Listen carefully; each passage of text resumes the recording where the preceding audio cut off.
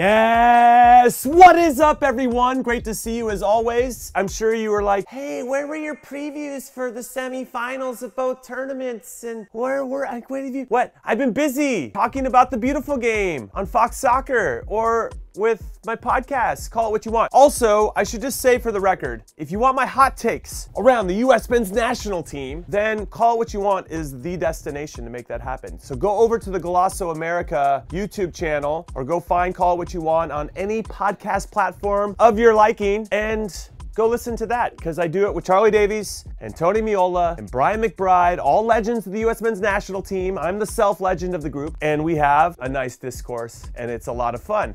And you should go do that. However, I thought this is really big news. This Gregg Berhalter news, him getting sacked from the US men's national team 2 years after he should have been sacked from the US men's national team.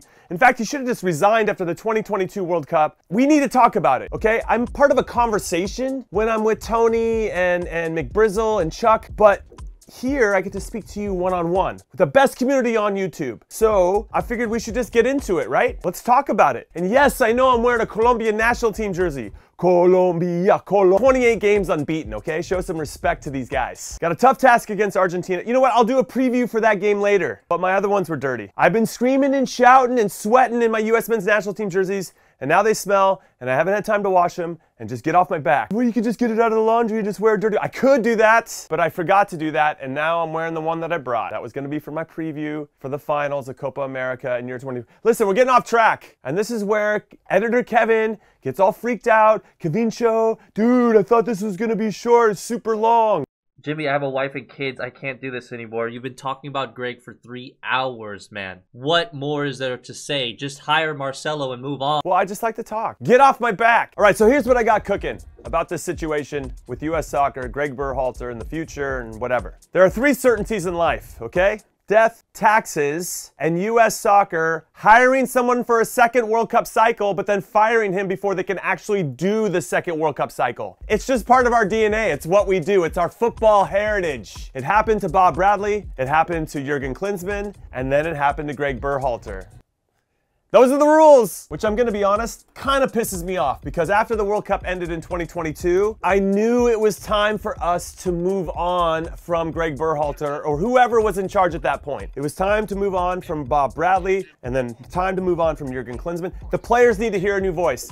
And yes, this is me saying I'm a 1 World Cup cycle guy. And I know that there are examples out there that currently exist. You have Didier Deschamps, won the World Cup in 2018. Obviously, you're gonna keep him on, gets to the final in 2022. Okay, the Euros didn't go as well as they wanted, but they're keeping him on for 2026. Okay, I get that. You got Gareth Southgate, okay, got into a semifinal in the World Cup in 2018, lost in the quarterfinals in 2022, but it's had success in the Euros, back-to-back finals now in the Euros. Okay, great. On the women's side, you had Jill Ellis. She won back-to-back Women's World Cups with the US. Though there's a lot of smoke around Jill Ellis right now. We can get into that at another time. But there are examples of that. For the men's side of the game here in the States, I feel like having a 1 World Cup cycle coach is the way to go. And a lot of what I like about a 1 World Cup cycle is that if everybody knows that walking into it, then I think the approach is gonna be different. There's a clear start and there's a clear finish.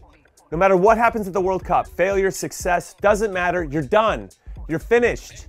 And then the program can recycle in some ways. Everybody knows the rules. If it's all based on how they perform in the World Cup, then there becomes some gray area as to what exactly is success. Is getting to the round of 16 success? Is getting to a quarterfinal success? For the US men's, yes, that would be success, because we've only done that once in 90 years. Did we get past the round of 16? Once, okay? Wait, did we get to the semis in 1950? I think we did, but I think there was like 8 teams playing at that time. In recent times, we've gotten to a quarterfinal once, and that was in 2002. So I just believe that if a coach walked into that knowing, then they would approach it different as well. And if we take Gregg Berhalter, who I thought did a good job of transitioning us from a team that didn't qualify for the 2018 World Cup and had to work with a group of young players who were unproven and took the youngest team at the World Cup in 2022 and got us out of the group and into the round of 16. I see that as a success and a sign of progress and a sign of reestablishing a new foundation with a new group of players as we start to prepare for a huge World Cup in 2026. And at that point, we should have said, Gregg Berhalter, thank you for your service. You've gotten us into a good position. We're now gonna take the baton from you and hand it off to somebody else that might have a little bit more experience or can just take this particular group of players to that next level. And I think that would have been great for him personally, and I think that would have been great for our program. We didn't take that opportunity. We waited 6 months to get through the emotional baggage of the whole Reyna situation, and then we rehired him. It was uninspiring, it was disappointing, and I think we all walked into that going, this is just a matter of time. And unfortunately, the matter of time was us getting bounced in the group stages at Copa America. And now it feels like we wasted those 2 years where we could have had somebody else in place putting in their methodology and ideas and trying to make us as well-rounded as we possibly can be leading up to this 2026 World Cup. Which leads us to now, with him being gone, an opportunity to make up for lost time. Now there's a big part of me that thinks that any big name that we wanted to have in this position as head coach of the US men's national team, they weren't ready to take the job 4 years out from a World Cup, which is why, in large part, I think Gregg was rehired. So any of the big names we can throw out there, and we'll get into potential candidates in a second. But the reason I believe those coaches didn't want the job right away is because maybe they're in the club scene and they just want to be a part of that day-to-day action. I think any big names that they had talked to prior to rehiring Gregg wanted the job 12 to 18 months out. But now we are almost 18 months out. And now this is as good a time as any to try to recruit those names in and give them the opportunity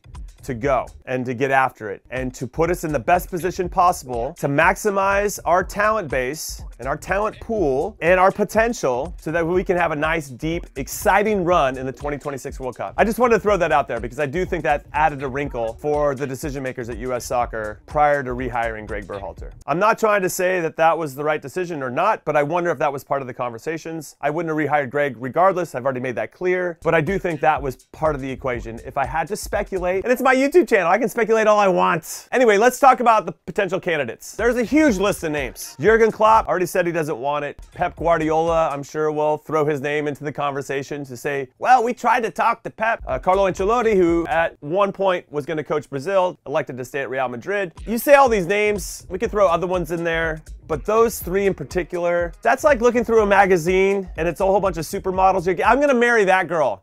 You're not going to marry that girl. But there are other names that might feel still a little far-fetched, but not as far-fetched as that. I see Mauricio Pochettino being linked to the job. When I think about Mauricio Pochettino, I don't really like the way that he sets up his teams. I know that he is a former center back, and I've got time for former center backs, of course, as one myself. I'm just not inspired by the way that he plays or sets up his team to have success. If we got him, I'd be like, all right, it's better than what we had, but am I thrilled about him?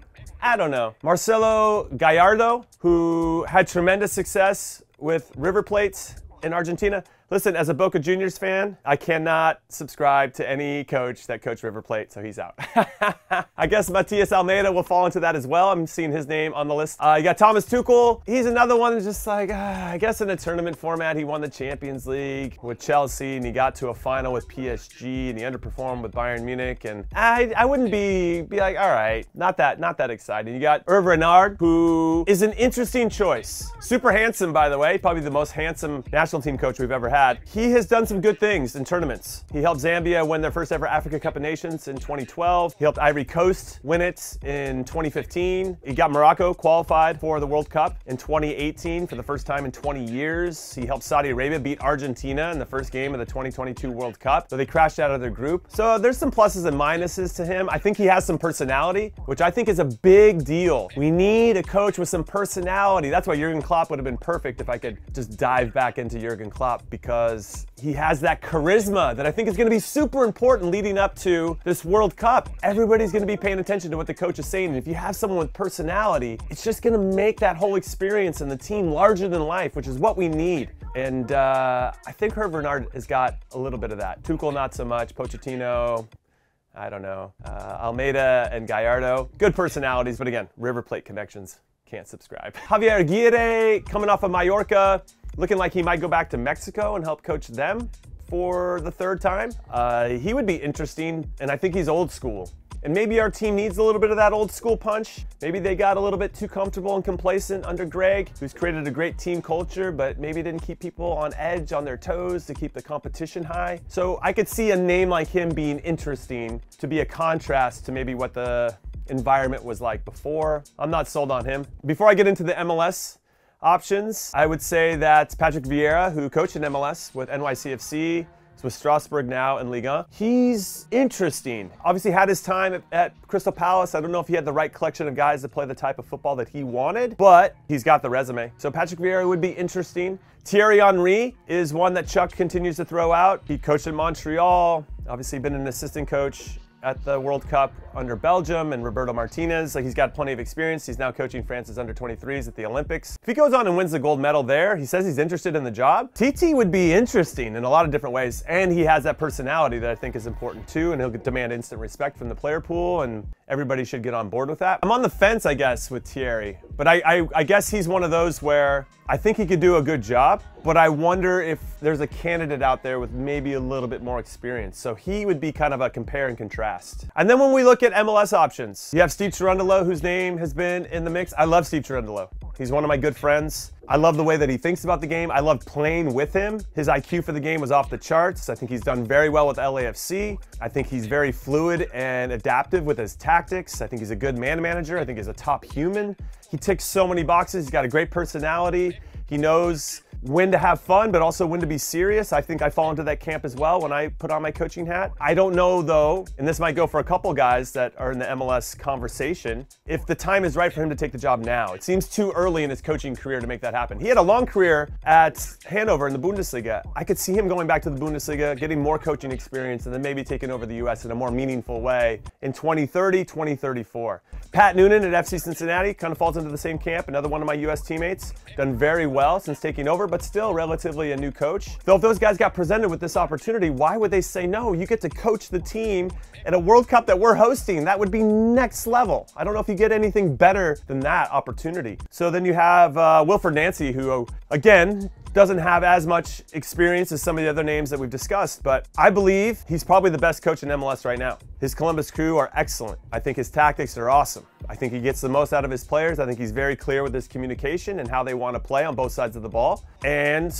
I would be curious about whether he would want it or not. But again, he is a little bit younger like these other guys. But I should throw Jim Curtin into the mix as well. Another JC. He's had success with Philly over the years, done a really good job of establishing their youth academy that I know that's not just isolated to him, but that whole program and club has done a good job with that, and then bringing those players along and moving them on to potentially greener pastures, like we've seen with the Aronson brothers in particular. So I think Jim could be a good assistant coach for the national team, but I don't know if the head coaching job would be, I don't know, maybe he's ready for that. Then there's some former U.S. men's national team players that have been coaches. Hugo Perez, who coached at El Salvador, coached some of our youth national teams, U14, U15 level. He would be a good assistant coach as well. Head coaching job, would he take it? Thomas Christensen, actually, who's the coach of Panama. He's done a lot with a little, and I think there's something about him that I would like. I just don't know if he's the splashiest name, right? He's not a big name, but I do think he's a very good coach. I wouldn't be bummed if we got him, frankly, because of what he's done with Panama in CONCACAF, but I wonder if he'd even take it if offered. There's some other names out there too that we could throw out, you know, a Maxi Allegri,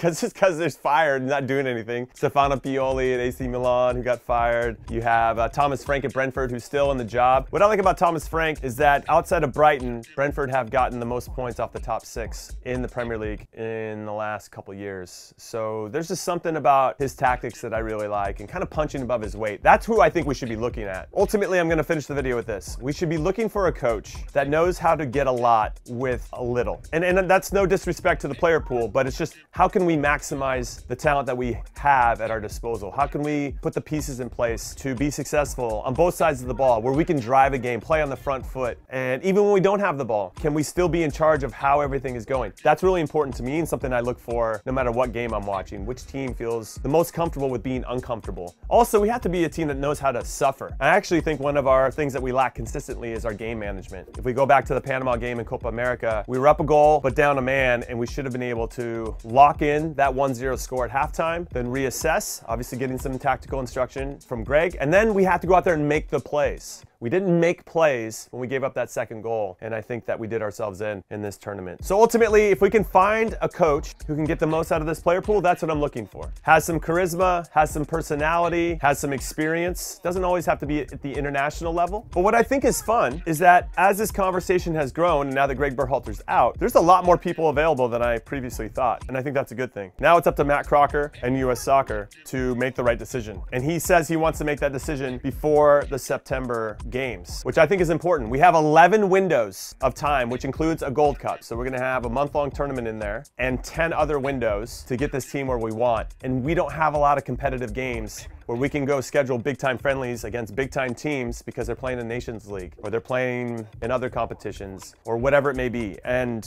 that's gonna hurt our buildup. So the sooner we can get a coach in who can start to lay that groundwork for this team moving forward, we gotta do that. And that's it. That's all I have to say about it. Hit like and subscribe as always. And that was a really long conversation. That was fun. Maybe I should do more US Men's National Team talk. Thanks for hanging out with me in the closet here at Fox Soccer, and I will see you guys soon. Later.